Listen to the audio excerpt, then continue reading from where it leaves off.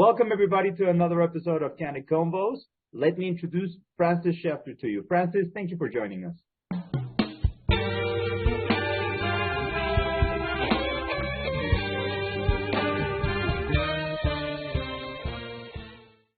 Can you please introduce yourself to our audience? Can you let them know in what specific practice area you're in, how you grew up on becoming the type of lawyer that you are today?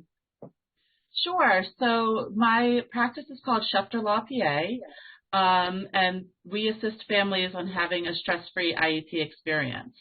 I was a former teacher and wasn't making the difference I wanted to make. I was a regular education teacher and then a special education teacher. I was moving up the ladder and said it just didn't feel right, so I went to law school, and now I've combined the two, and I'm really passionate about it because when I was younger, like special ed was something you didn't get labeled, like, oh no. And I grew up thinking I was stupid because I could not spell and I could not do math. And that's what you're supposed to be able to do. And my brain didn't work that way. So it wasn't until much older when I took my LSATs and went to law school, like, wait, I am smart enough to be here. I can do this. My brain works differently, but it works well as a lawyer. Mm-hmm. And, that's something that's a point of view that not a lot of people understand when it comes to either working with special needs or working with disability. I was mentioning before we jumped into the recording that I've started to see a lot of these cases very close to me and very close to home. And the level of maturity, the level of intelligence that a kid can have, and also the challenge that is presented to them very early on in life, it's something that I wish a lot of people were a lot more empathetic about. I don't know if you have a stand in there, if you are trying to also bring awareness to this, but your actions and the way that you portray yourself, it tells me that you are. So what can you tell us about this? So one of the things I'm very passionate about is I'm a teacher. So I want to educate families. It's so frustrating. I hear parents say that they were crying at IEP meetings, individual education plan meetings, or the school told them X, Y, Z, and they can't get help, so now they're paying out of pocket for all of this stuff. So I have a YouTube channel with over 90 videos, just little snippets of what parents can expect and what they can do, and the language they need to get their children what they need. And it's frustrating because we're fighting a system. While it's federal law in the United States, each state kind of interprets it a little bit differently and tweaks it. And then even farther down from state, you go down to counties. And some counties have more money, some counties have less money, and it becomes more difficult to get the services your children need. But by law, they have to provide it, and that's what we try to do. I see you as a very busy, entrepreneur, businesswoman, attorney. So how do you manage to do that? Versus I also know other lawyers that they are directly invested in their practice, they don't even have time to check emails. So how did you build your practice in order to give you enough wiggle room to do all of that? Like, you do pro bono, you take cases, you do low bono, you probably give advice everywhere. I've seen you on social media. Where do you get the time? Question, because I also have 2 small children at home, and I'm a cookie mom for Girl Scouts, so I joke around I don't sleep, but I do. It's for me, I've had an amazing coach, law firm mentor, Allison Williams, has really taught me how to get systems in place. I finally hired a virtual assistant who gets staffed up, who has been absolutely amazing and just game changer. He has helped me in so many ways of getting the systems in place. Like, I told him when I was hired, I'm like, look, I'm not onboarding you because I don't want to onboard you.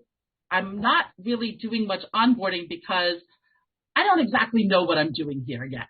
And I need you to help me to build the firm. And so together, like, he's helped me get systems in place. He manages my calendar. He tells me flat out, like, no, you can't do that now. You need to do this. And it's keeping, I have a CEO calendar that I try to block schedule, and it's just keeping it all where it is. And I don't take on more than I can handle in the case of, like I limit myself on how many strategy sessions, which are my consults, how many I'll do a week, because if everybody hires me, I have to have the time to do the work. Mm-hmm. Yeah. And so it's just limiting the intake until I hire, and which is in the process, so that I can scale the business and help more. There's something that you mentioned before we started the recording that I'd like to ask, like, how did you figure that out? Or what did you figure out once you got it? You said you were old school, and that when you wanted to hire someone virtual, in this case, your virtual assistant, there were some, and this is quite normal, not restraints, but not even second thoughts, just wondering what's going to happen when that happens, and if there's going to be any type of limitation once they start working with us. So that transition from old school to working virtually, how did you manage to build that relationship? Like, what was that like for you? I got very lucky because my virtual assistant is absolutely amazing. He's not perfect because nobody's perfect, but he's vested in my law firm. And so I always felt I needed that in-person personal touch, but I realized we now have weekly staff meetings. We would meet to go over training and do Zoom videos. And it works even better now because he's at home, he's comfortable doing his thing. I realized yes, it's annoying that I can't go, hey, mail this letter and I have to do it myself, but sometimes that's a nice brain break for me.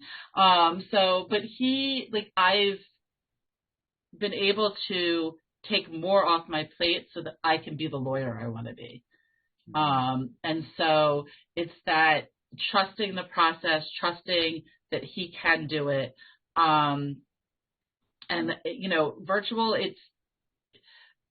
for me, it makes more sense now because it's just, I don't have to worry about him being on the cell phone if he gets an emergency call. I don't have to worry about, a snowstorm, you can't get to the office, or this, or an emergency, or whatever. When he has a family emergency, he takes 2 hours off if he needs to. He works where he's comfortable, and it just, nowadays with Zoom and the Zoom phones and all of that, most people don't even realize he's not here. But I wish I had done it sooner. I wish I had let go and, done it sooner. Wondering, was this your first virtual hire? Yes. And how do you see, because I know there are several positions that you can focus for virtual admin assistants and virtual marketing assistants, but when it comes to hiring in like upper in the echelon, I'm wondering if you think that this relationship prepared you for maybe having also other virtual employees working with you. And now I'm thinking about paralegals, other lawyers. Like, I'm wondering if it helped you towards advancing in that goal or in that manner. 100%. I have a social media person that's virtual. I've in the process of hiring. I'm okay being virtual. It's the reality that we don't have to have the brick and mortar. I mean, I have my brick and mortar because I have 2 young kids at home and dogs, and I wouldn't get anything done at home. But I don't have to have this to be a successful firm. It's not, you don't have to have the big sign and the big beautiful offices that everybody says is what you need to be a law firm. It's just, no, you just need the heart and the people, and where they're working, it doesn't really matter. And it's, now I'm like, okay, I think I need a marketer, because that's like my next thing. Now that I'm hiring an attorney and now that I'll have room to take on more cases, now we can focus on marketing now to get more people to know about us and that know that we're available to help. So now I'm like, oh, I can do a marketer, and that person can be virtual too. It doesn't matter. Everything, you make it work. So when I get a chance to have a real conversation and get a better grasp on that, I think that's just fantastic. So I got to thank you from the bottom of my heart. This is a beautiful conversation. But unfortunately, I do want to keep things short, be mindful of your time, because I know I can keep going for hours, and I have a feeling you could too. Oh, yeah. No, So, and I thank you, Joe, for giving me this opportunity to talk with you, to have the real conversations, and to put my story out there so that hopefully more people know that there are people like me. There are people that we can help you. I'm here. There's other law firms. It's, find the right match, but there are people that can help you. And, my own podcast and my videos, I now have people on for other resources. So it's all about, let's make a full community and get out there together. And thank you so much for having me on and giving me this platform to get my mission statement out there. once you go nationwide, we want to have you as a return guest. We want to see what's going to happen after that. So I hope you give me a chance to interview you again in the future. Oh, of course, I would love to. So before we wrap up, just one last thing, which I believe it's always important. Can you please let people know where they can find you and what you can do for them? Yes. So Shefter Law PA, we're based in Maryland. Right now, we're licensed in Maryland, D.C., and Florida, where we can provide legal services, and we can provide advocacy services nationwide, including American schools on military bases in other countries. And it's Shefter Law PA. That's my handle for everything, on Facebook, on Twitter, on Instagram. I have so much stuff out there. Just Google it, Shefter, and you'll find me. And I hope you find me and learn from what I have out there for you. Oh, I'm sure they will. This message needs to get across. So, Frances, thank you very much for joining us, and thank you for your time. Thank you.